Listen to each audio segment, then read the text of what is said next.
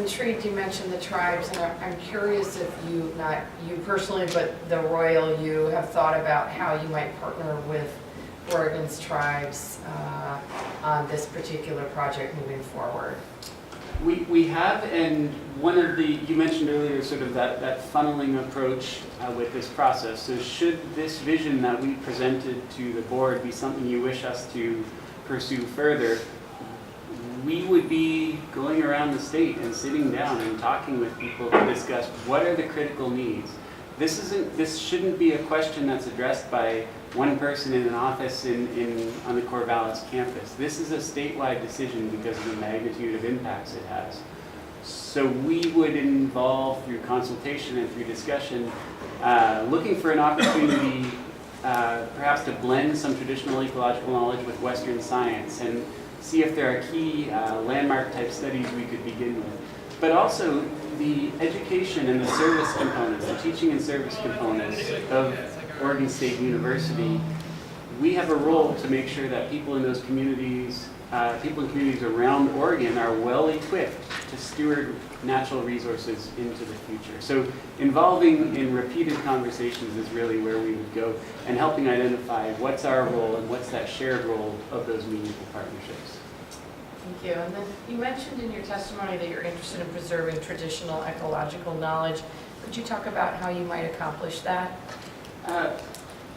From my own experience as a researcher and as a teacher, one of the things we often do is in academia, we write a proposal, we submit it, we get it funded, and then we're told, oh, you need broader measures, or you need to bring other partners in. And we put together a loose coalition of support.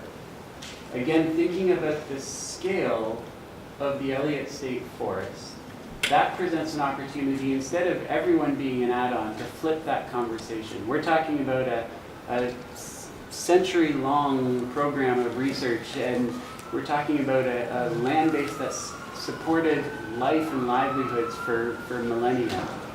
So how do we move some of our pressing Western scientific-based questions from research to have a meaningful traditional ecological knowledge component at the very beginning?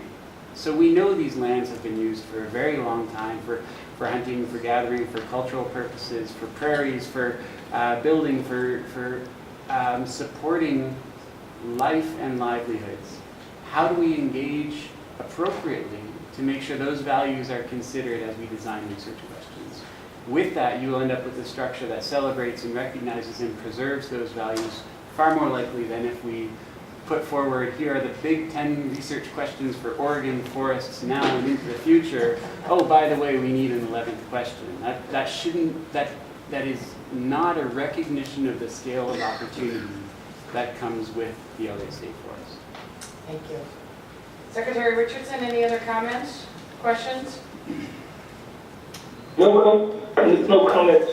All right. Thank you both very much.